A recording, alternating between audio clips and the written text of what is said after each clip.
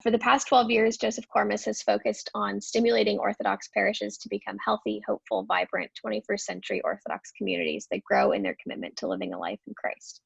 Leveraging 40+ years of industry and church-related experience in the areas of strategic planning, marketing, corporate consulting, group facilitation, and conference planning, Kormos is currently the leader of the Parish Development Ministry of the Orthodox Church in America's Archdiocese of Western Pennsylvania. In this position, he develops and presents workshops, authors a parish leadership newsletter, and helps to create parish tools for stewardship, evangelization, parish administration, and leading change. Kormos lives in Cincinnati with his wife of 43 years. They both sing in the parish choir. Their 2 children and 6 grandchildren are all active Orthodox Christians. In his presentation, Joe reminded us of the importance and role of the Parish Council as steward of the church's future, right on topic, what we've just been discussing. And I'm sure we've all seen for ourselves how critical this work can be. Joe? Thank you. I'm going to share my screen here. I would like to just kind of give you the lay of the land of how I see.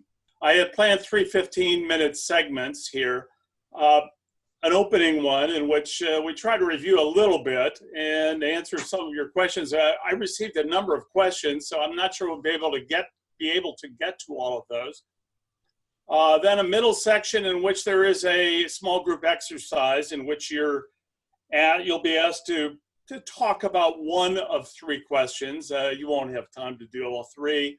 And then we'll try to get back together and share what you learned in some ways. So let's move on. As we do this, and I was going to start with just asking you to chime in, but with the large group, it probably doesn't work that way. So using your chat facility, I'd like to hear something about, I assume since I got some questions that a few of you watched the video. What did you learn? Was there something about this topic that was useful to you, that you liked? And please realize that yesterday I learned all about vulnerability, and I completely bared all my vulnerability. So please work on this first question more significantly than the second one, which might be, was there something that brought you concern or with which you maybe disagreed? This is like when you buy a Toyota and they tell you, you're going to get a survey from management, and please tell them how satisfied you were with all this. So please help me help me to feel good about what you learned. I'll try not to redo the entire presentation. The premise, it occurred to me after I delivered the video that I might have just gone back and looked at the original description of the talk. And this was the premise that parish councils, first of all, that there are many opportunities for teamwork in a parish, and we selected parish councils for a number of, I think, important reasons. They have a lot of opportunity for improvement, and it's a place that most parishes have some teamwork going on. The other examples can vary from parish to parish. Parish councils are best known, I think, in my experience, for boring meetings and talking about only bills, budgets, and buildings, debating thermostat settings, etc. And the question is, could there be more? Can we transform the parish council to being a place where, from being a place where ideas go to die, to driving the parish to a brighter future? Can it become a shared leadership body that cooperates to discover possibilities, discern priorities, drive change, and plan vital parish ministries? And a final point here, is there a way that when people are done being on the parish council, they're not so exhausted and go crawl back in their hole in the parish and do nothing more, that they can use that experience to do something more within the parish?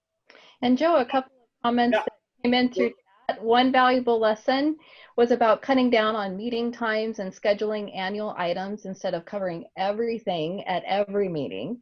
Another person said, I thought it was a good point, one that I don't often think of, to focus on efficiency, structure, and goals within a time constraint for parish ministries and parish. Well, you've made me feel better already. I mean, you've made my day. Thanks. Keep those coming, please. And if there are some concerns, we'll have time to look at that. But at any rate, I wanted to share with you a couple of books, rather than going through the content that you either already have seen or can easily go back and see again. The first two on the left, Governance and Ministry and American Orthodoxy and Parish Congregationalism, almost everything, I'll have to admit, that I said in that video came somewhere from these two books. I'd like to say that it was my own material, that it was my own ideas that I came up with, but I would hate to go back and exactly assess that, but a lot of the material came from this. Now, this middle one here is a little bit, feels a little academic. It's historical.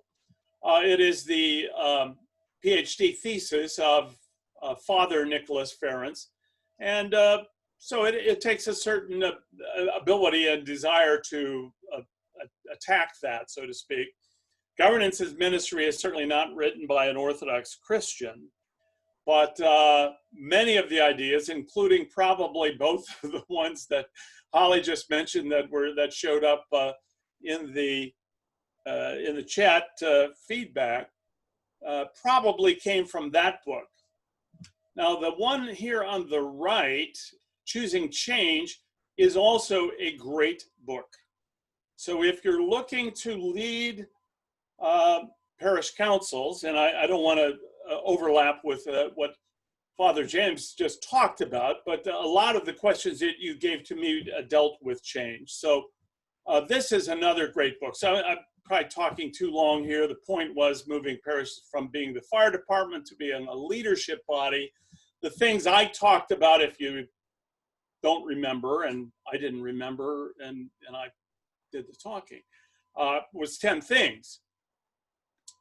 We didn't cover them all. Certainly the first step in improving a parish council as a leadership team is to decide to improve, understand your role, and then write it down. Put it into a covenant that you can all agree upon, and don't let it get dusty. Bring it back out. There are a number of things to talk about. I didn't talk about them in the video, related to group dynamics. Also, establishing appropriate administrative practices. There's a whole bunch of things that we could have gone into about policies and structuring the work of a parish council so that you don't go back over the same things all the time. Encouraging the best people to serve, I probably could have done a good 10-15 minutes on that, because I think that's one of the big problems we have. And I think the fundamental reason there is that parish councils in too many parishes have a bad reputation, and well earned, I'll say, as being again the place where it's bad to go, where ideas go to die, etc. Commit to effective meetings. We've heard a couple things that some people learned from that. Item 8, which I again didn't really cover, is that I think it's good to have an understanding of what involves in a healthy parish and go through that every couple years. Communicate with the parish, make sure they know who's on the parish council, and come back and grade your paper. Now, I'll try to get to a couple questions. Holly, was there any other feedback? Yeah, there are that's important here. The sheer need for onboarding and organizing is needed to make parish councils effective in all their roles. Father Timothy said having effective committees to work outside of the meetings is really helpful to provide the council time to be spent on the actions and the motions and approvals of reports submitted based upon teams that are best qualified to recommend to the council what needs to be acted upon. One person said, I'm going to be purposely contrarian. Yesterday, Metropolitan Nikolaya talked about how foreign or American parish councils are for clergy from the old country. Are parish councils fixable? And then another person said, important to expand leadership to the ministry level, where parish councils focus more on governance and strategic planning. This allows more ownership within the community to do ministry. And that's it for the the comments here. And I know you've got some great questions that were submitted while people. Yeah. So I could comment on a couple of those, but probably I'm already running past where I wanted to be at this point. When you look at parishes, you have a continuum. This person asked, how do you get past the status quo with mature parishes, getting them to look into the future and putting out fires? Well, a couple thoughts that go here, and again, we probably don't even have time to answer all these questions.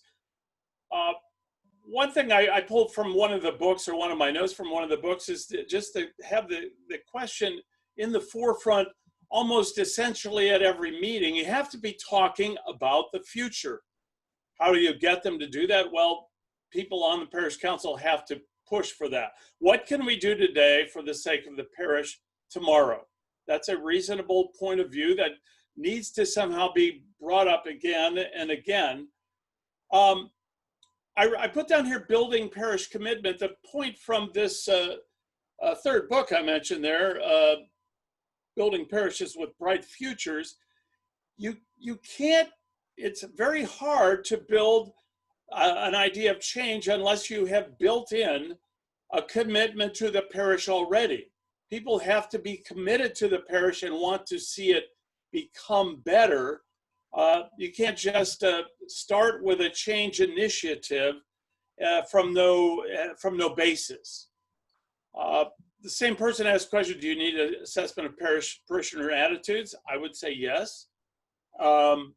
Or at least an assessment from the parish council members of what are we doing well and what are we doing not so well?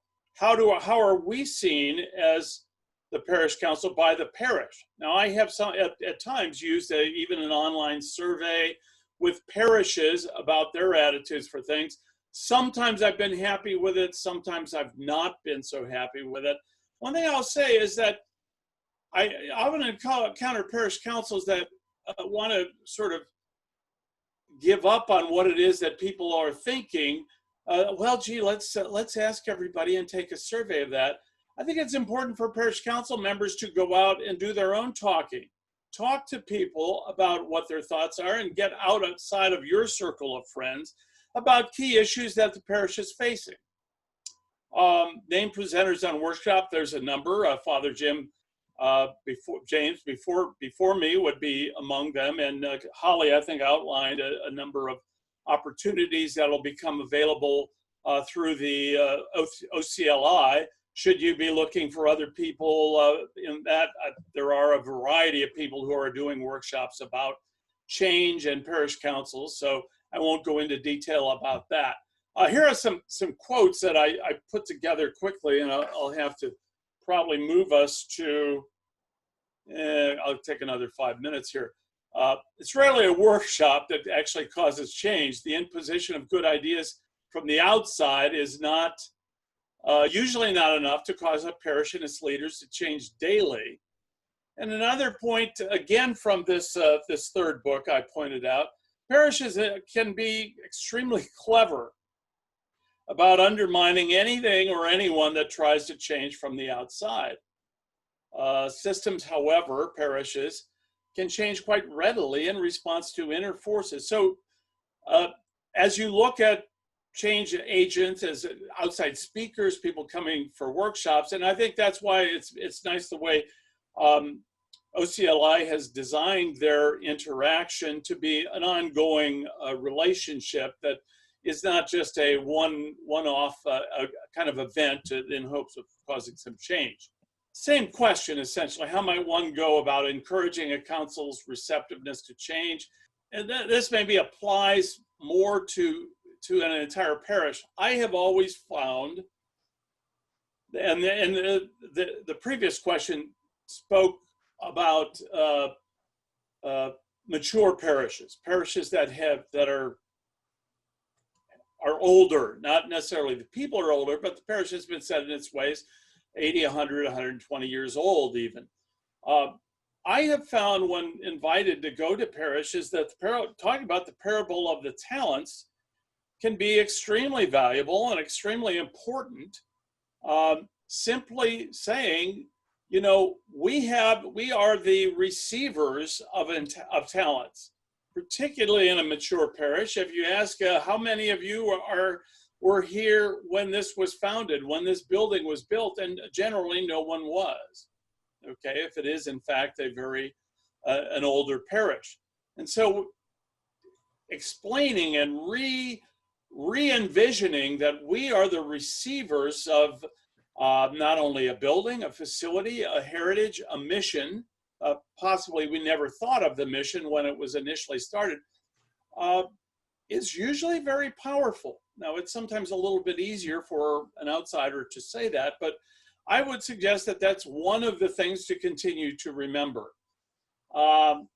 This is probably more information here than we have time to really consume, but we can pass this on to you if you're interested. This is, again, is from the third book.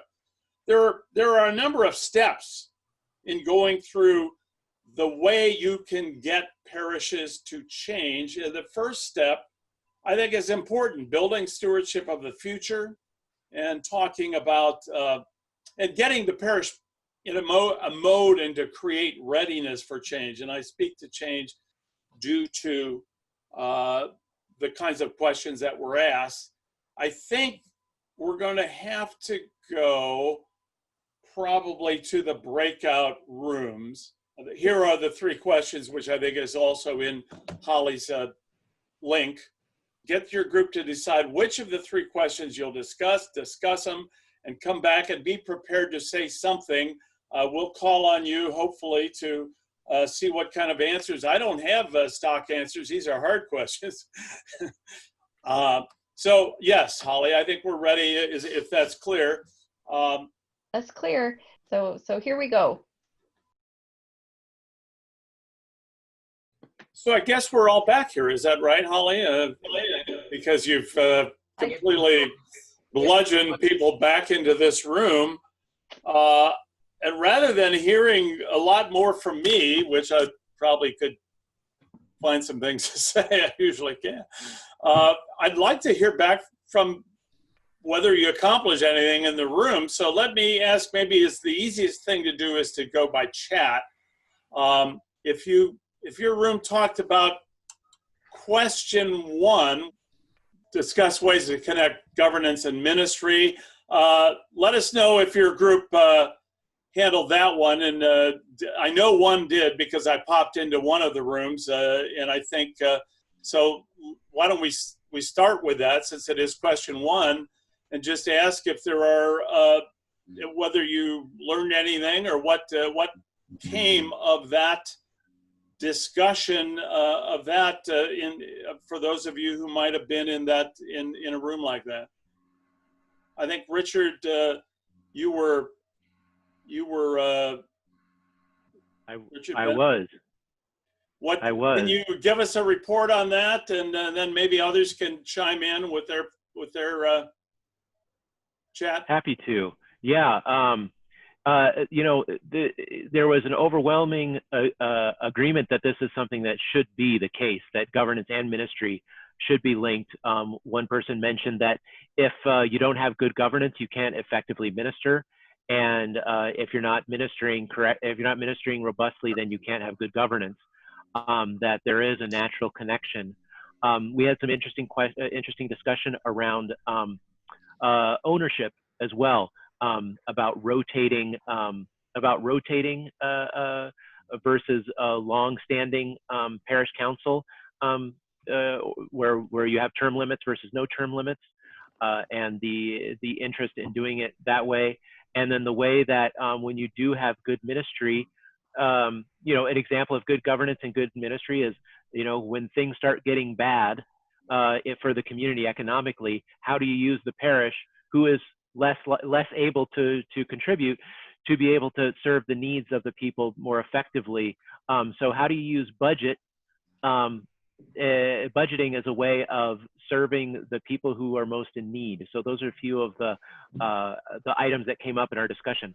Oh, those are great points. I said I didn't have answers to this, but this one, now you've given me some thoughts of things that probably are useful to share. In terms of structural ways to connect governance of the parish council and ministry, I've seen it done in a number of ways. Sometimes parish councils will have at-large people who are assigned to interact and be the liaison for people in various ministries so that their voice is heard. In some parishes, some number of the people on parish council are representatives of various ministries, and that can work well. The difficulty always is there's no perfect organizational structure. People talk, I've heard many people suggest and that for them it has worked well to have a kind of a separation where you have a parish council that is in fact only dealing with bills, budgets, and buildings, and then a council of ministries.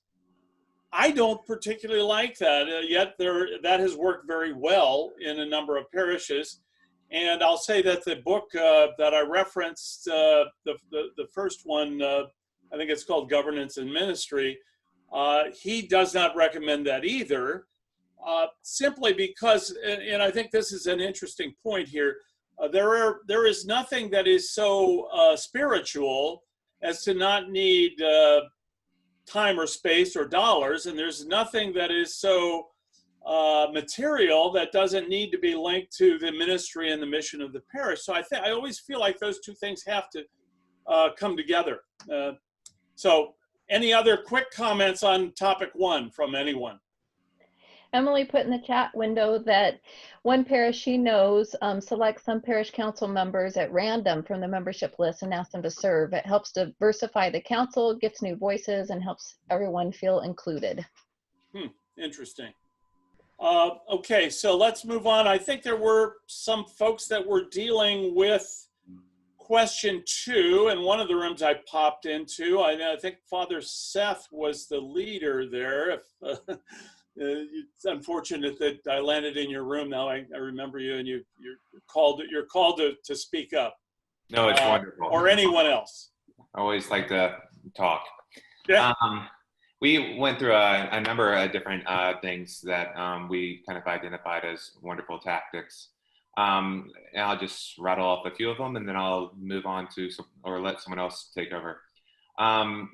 We talked about personable parish council meetings that were actually held in the rectory in the kitchen, so that it felt very much more like a family meeting more than a business meeting. I thought that was really a great idea. Everyone on the council needs to participate. So basically, at the end of every meeting, basically each member would be asked, what is it that you feel about this subject matter or whatever? Do you have anything to add? I thought that was a good thing. It keeps people going.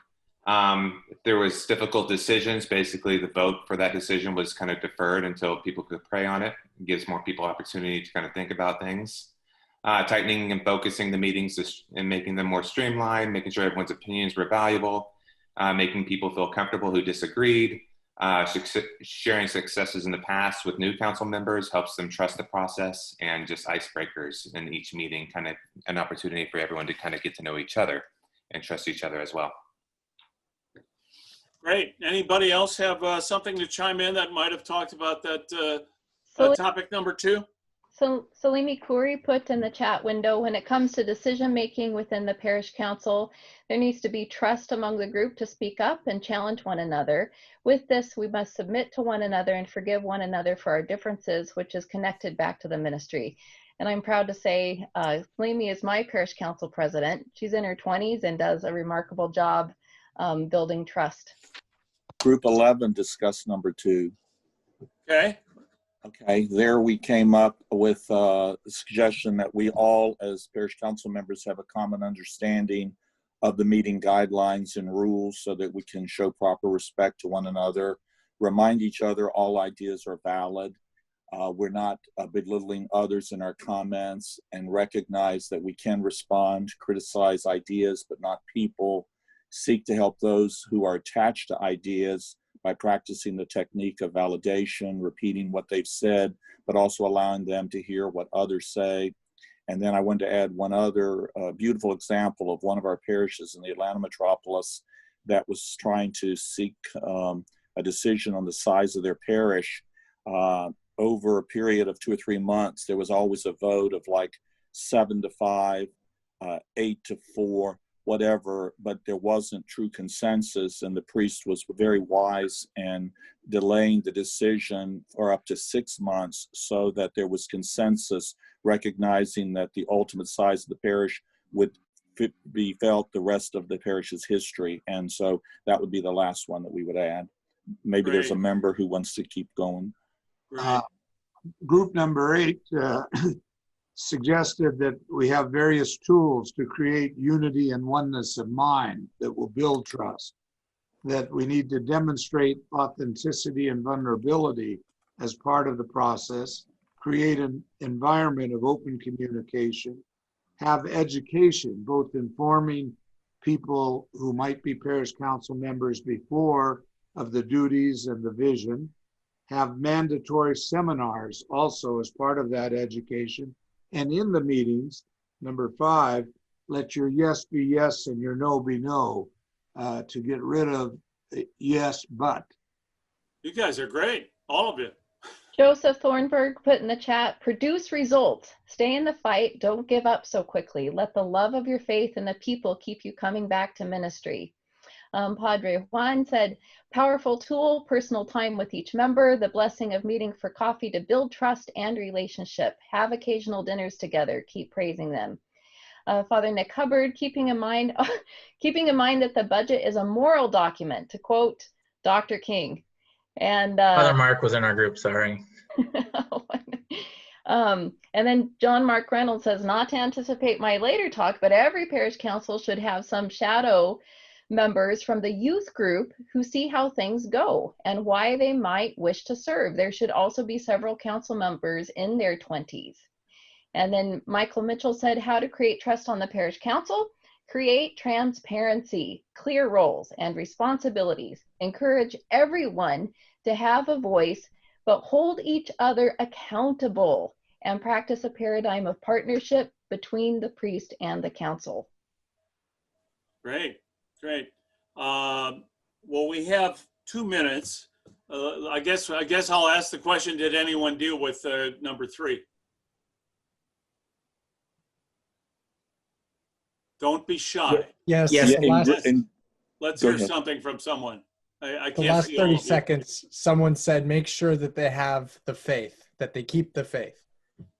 That's what we were able to get out. We had something very similar. We said that parish council members should be faithful participants in the sacramental life of the church, and consistently so. We also That's said, a crazy idea. Where did you get that idea? No. we also come said, to church. Parish council members should come to church also. Go ahead. we also discussed the composition of the parish council and how many parish councils tend to draw people who are operationally competent, but not so much perhaps creative or strategic thinking. We talk about the importance to have a good mix. Oh yeah, I have to comment quickly on that. Some of the material that I left out of the 30-minute video, it's important to have a kind of a balance. I mean, there are people who are problem finders. There are people who are conceptualizers. They're able to deal with sort of conceptual things and long-range thinking, but then there are also people who are implementers and doers. Someone asked the question, maybe it was you, Anna, of me, would it be good, is it good to make sure you have some implementer types on the parish council? And I would say absolutely. Usually it's not easy to, to balance that. You're usually working hard just to find enough people to fill the roles. But in a perfect world, at least, I would say it's important to have a variety of kinds of thinkers, because it becomes the key issue is that I think I maybe used the example at the beginning of the video of the lady that wanted to be on the parish council because she saw opportunities and problems long-term for the parish, and all they wanted to talk about was fixing the steps. And both of those are good and useful. And shouldn't parish council members contribute according to their ability, as part of their showing of their commitment to the mission? Is that a question, Charles? Yeah. Yeah. Yes, I think I always have a hard time, if I'm understanding you correctly, you're talking certainly time and treasure, I assume. Yes. With the idea of treasure, I mean, the treasure doesn't come. Pardon? Often the treasure doesn't come. It doesn't have to be much, depending on capacity, or it could be a lot. Well, and as you said, according to their ability. Yeah. I think you have their, we could use common things, skin in the game, so to speak. Exactly. It really shows commitment. Then we could go and probably create a good opportunity for transitioning for Father Robert, who I think is coming up next. Right. The whole question of stewardship and how you manage that, and I had some thoughts, but I think I'm 1 minute past what Holly gave me 6 extra minutes, so I don't want to be a bad citizen. Holly. Great citizen, Joe. Thank you so much for your presentation.